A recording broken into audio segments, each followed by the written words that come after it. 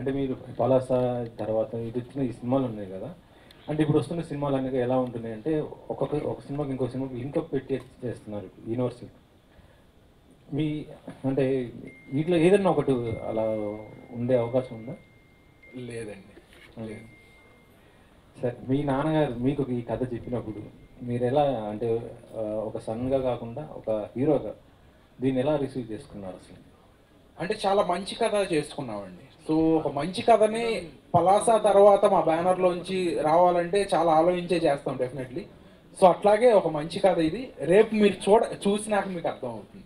Rakshit sir, డైరెక్టర్లు నచ్చక కాదు సార్, మా నాన్నగారికి మా నాన్నగారు చాలా కథలు వినుంటాం మేము. ప్రొడక్షన్ దీంట్లో చాలా కథలు వినుంటాం. కానీ వాళ్ళు చెప్పే బడ్జెట్స్ కానీ, నెంబర్ ఆఫ్ డేస్ కానీ, ఒక పరంగా కథలు కానీ, ఈ రకరకాల ఫ్యాక్టర్స్ మూలాన మనమే ఒక కథ చేస్తే ఎలా ఉంటుందని వచ్చిన ఆలోచన, దాని నుంచి పుట్టిన కథ ఆపరేషన్ రావడం. ఈ స్టేజ్ దాకా రావడం అది నిజంగా మీ అందరి సపోర్టు అండ్ గాడ్స్ బ్లెస్సింగ్ అంతే. డైరెక్టర్ గారు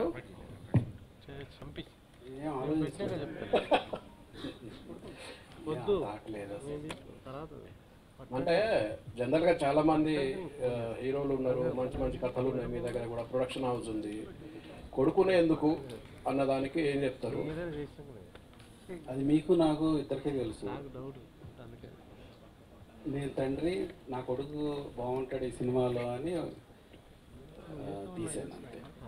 మామూలుగా రావణుడు అంటే సీతను ఎత్తుకుపోయిన రావణుడు చరిత్ర చూసినాం మనం రామాయణంలో. ఇక్కడ కూడా అట్లాంటి ఎత్తుకుపోయే సీన్లు ఏమైనా ఉంటాయా? డెఫినెట్గా. అంటే ఎత్తుకుపోవటం అంటే అక్కడ అప్పుడున్న పరిస్థితుల ప్రకారం ఎత్తుకుపోయినట్లుగా ఉంది. ఇప్పుడు కూడా సేమ్ అలా ఆ రావణాసురుడు లాగానే అతనేమో మారు వేషం వేసుకుని వచ్చి ఎత్తుకుపోయాడు, ఇక్కడ ఇతను మాస్క్ పెట్టుకుని వచ్చి ఎత్తుకుపోయాడు.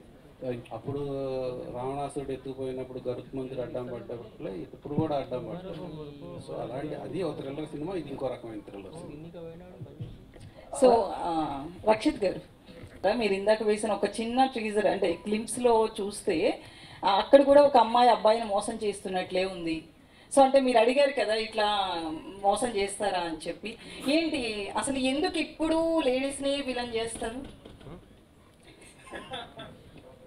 బహుశా నేను ఆన్సర్ చేయాల్సింది కదా అక్కడ.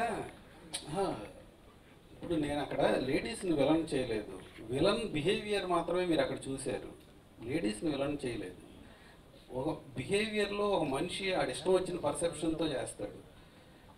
లేడీస్ ఈజీ టార్గెట్ కాబట్టి లేడీస్ని చేయటం అనేది మన సొసైటీలో చూస్తున్నాం. అలాగే ఒక ప్రాబ్లం ఫేస్ చేయడంలో ఆడవాళ్ళు చాలా బెటర్గా ఫేస్ చేస్తారు, చాలా అబ్జర్వ్ చేసుకుంటారు, మగవాళ్ళు చేసుకోలేరు, ఎక్కువగా రియాక్ట్ అయిపోతారు. ఎందుకంటే అదొక ఆధిపత్య ధోరణి, మేల్ ఈగో.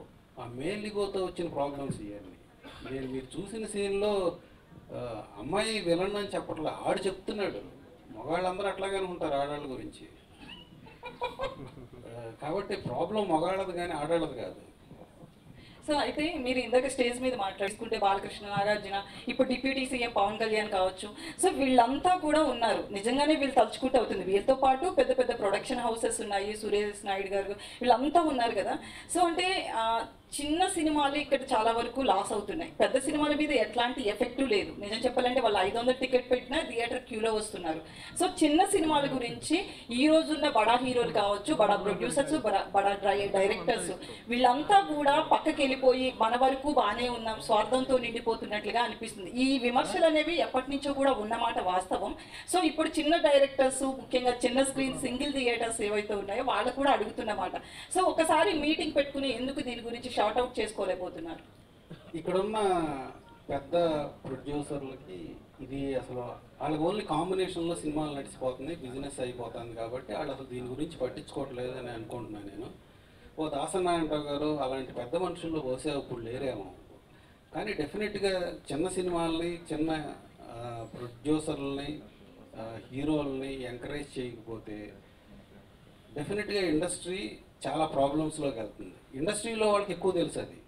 ముందు ముందు మనం థియేటర్లు మూసేస్తామేమో, సినిమా ఇండస్ట్రీ ఏమవుతుందని వర్రీ వీళ్ళల్లో ఉంది. కానీ ఈ పెద్ద ప్రొడ్యూసర్లకి హ్యాపీగా కాంబినేషన్లో సినిమాలు నడిచిపోతున్నాయి, వాళ్ళు అనుకున్న డేట్లకే రిలీజ్ అవుతున్నాయి సినిమాలు, ఇష్టం వచ్చిన రేట్లు పెట్టుకుంటున్నారు. కాబట్టి ఇవాళ వాళ్ళు ఏమి దాని గురించి ఆలోచించట్లేదు. కానీ ఈ రోజుకు ముందు రామారావు గారు, నాగేశ్వరరావు గారు చాలా జనరేషన్స్తో పాటు అందరి గురించి ఆలోచించే మనుషులు ఉండబట్టి ఇండస్ట్రీ ఇక్కడ దాకా వచ్చింది, ఇంత పెద్ద ఇండస్ట్రీ అయింది. అది గుర్తుంచుకుని వీళ్ళు అందరి గురించి ఆలోచించే ఒక ప్లాట్ఫామ్ ఇండస్ట్రీ తయారు చేసుకోవాలి.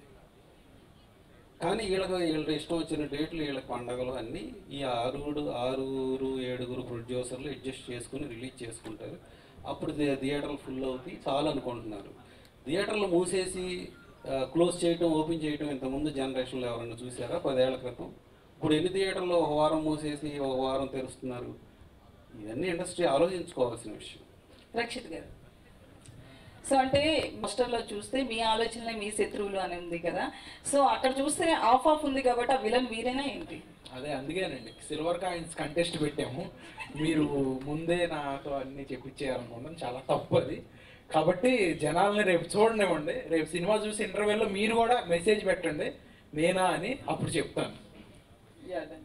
రక్షిత్ గారు హాయ్ అండి. హాయ్. ప్రమోషన్స్ చూస్తున్నాం, చాలా ఫుల్ స్వింగ్లో చేస్తున్నారు.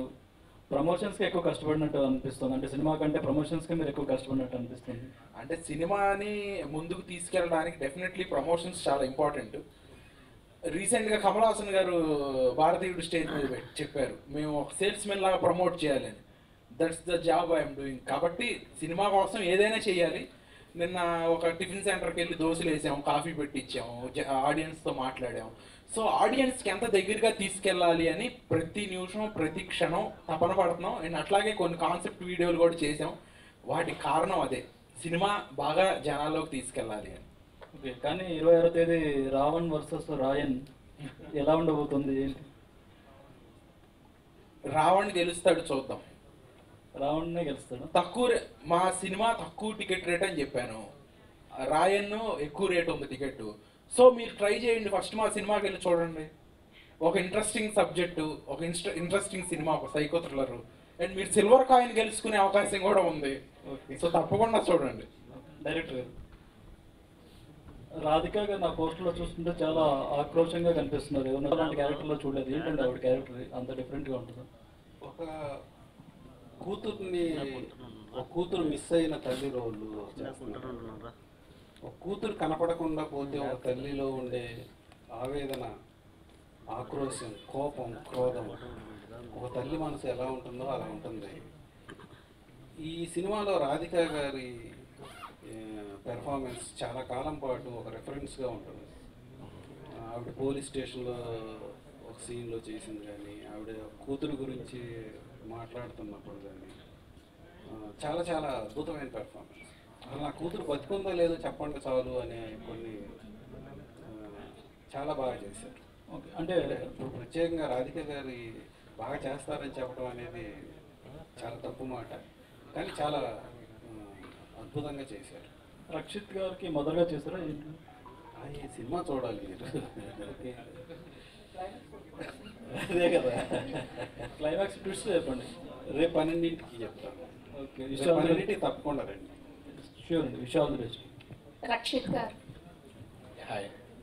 చాలా మంది వాళ్ళ సన్ని పెట్టి సినిమా ప్రొడ్యూస్ చేస్తారు కానీ డైరెక్షన్ ఫస్ట్ టైం వింటున్నాము. అండ్ మేబీ ఫాదర్ కాకుండా, అంటే ఇంట్లో మీరు క్లోజ్గా ఉంటారు, డిఫరెంట్గా ఉంటారు, బట్ సెట్స్లోకి వచ్చేసరికి మీరు ఫాదర్ అండ్ సన్ కదా. మేబీ మా ఫాదర్ కాకుండా డైరెక్టర్ ఇంకెవరైనా అయ్యి ఉంటే ఇంకా ఈ క్యారెక్టర్ ఇంకా ఫ్రీగా చేసి ఉండేవాడిని అని ఎప్పుడైనా అనిపించిందా? లేదండి, నేను ఒక యాక్టర్గానే చేశాను, ఏమి ఇబ్బంది పడలేదు. ఎప్పుడు మా ఫాదర్ డైరెక్షన్ చేస్తున్నారు, నేను ఎప్పుడు సిగ్గుపడలేదు. ఎందుకంటే పలాస అప్పుడు కూడా మా ఫాదర్ సెట్లో ఉండేవాళ్ళు కొన్ని రోజులు, ఆ ఇబ్బంది ఎప్పుడు కలగలేదు నాకు అసలు. సో ఇంట్లో ఎలా ఉన్నారో సెట్స్లో కూడా అలానే ఉన్నారు? మేము ఇంట్లో ఉంటే అంతసేపు కలిసి ఉండము, కాబట్టి నాకు ఈ 40 రోజులు మా నాన్నగారితో చాలా దగ్గరగా ఉన్నాను. అది కూడా నాకు చాలా స్పెషల్. ప్రతిరోజు మా నాన్నగారితోనే ఉండేవాడిని. ఇట్లాంటి ఒక 40 రోజులు మళ్ళీ నా లైఫ్లో వస్తాయి రాదు తెలియదు. సో ఏమన్నా చెప్పారా చాలా బాగా చేశారని? లేదండి, అంత ఏమి ఎక్స్ప్రెసివ్గా చెప్పరు నాకు. ఏది ఆ పద్యం పాడాను కదా, ఆ పద్యం సీన్లో చెప్పారు, అందుకే నేను పద్యం పాడాను. మళ్ళీ Okay, ఆ పద్యం అయితే scene లో ఎలా చాలా బాగా చేసామని చెప్పారు. ఎలా చేశారని అయితే మేము రేపు 26th చూసి Yeah. చెప్పాలి. చూసి మీరే మేబీ చెప్పండి. రేపు చెప్తారేమో, ఆడియన్సే చెప్తారు మీకు. Yeah. Okay, thank you, wish all the best. Rakshit అన్న, hi, this is anchor Rajesh. Hi. And ఈ మధ్యకాలంలో ఎక్కువ సినిమాలు ఈ మాస్క్ మీద లేకపోతే ఫేస్ రివీల్ చేయకుండా చాలా వస్తున్నాయి. అండ్ ఇప్పుడు మీరు చెప్పిన ప్రకారం లాస్ట్ వరకు రివీల్ అవ్వదు అంటున్నారు. నిజంగా దానికి ఇంపార్టెన్స్ ఉందా, లేకపోతే జనాల అటెన్షన్ కోసం ఏమైనా అలాంటిది క్రియేట్ చేశారా అనేది ఒక డౌట్గా ఉంది. టైటిలే ఆయన పేరు పెట్టాం, ఇంకా ఇంపార్టెన్స్ ఉందా లేదా అనేది అసలు టైటిలే ఆ మాస్క్ మెన్ మీద.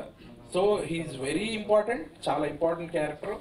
సినిమా చూసాక మీకు అర్థమవుతుంది, ఇదేదో ఊరికనే గిమిక్ కాదు, చాలా బాగుంటుంది. అండ్ సినిమా ఒక న్యాచురల్ ఫ్లోలో జరుగుతుంది. మనం ఎలా అయితే మలయాళం నుంచి ఒక మంజుమల్ బాయ్స్ని తీసుకున్నాం, ఒక ఫ్లోలో ఈవెంట్స్ జరుగుతూ ఉంటాయి. సో అంత న్యాచురల్ ఫ్లోలో జరుగుతూ ఉంటుంది. మన తెలుగు సినిమాను కూడా మనం అంత బాగా స్ట్రాంగ్గా చూసి ఒక నలుగురికి చెప్పాలి. మీకు బాగుంది అనిపిస్తే మీరు ఇంకో నలుగురికి చెప్పండి.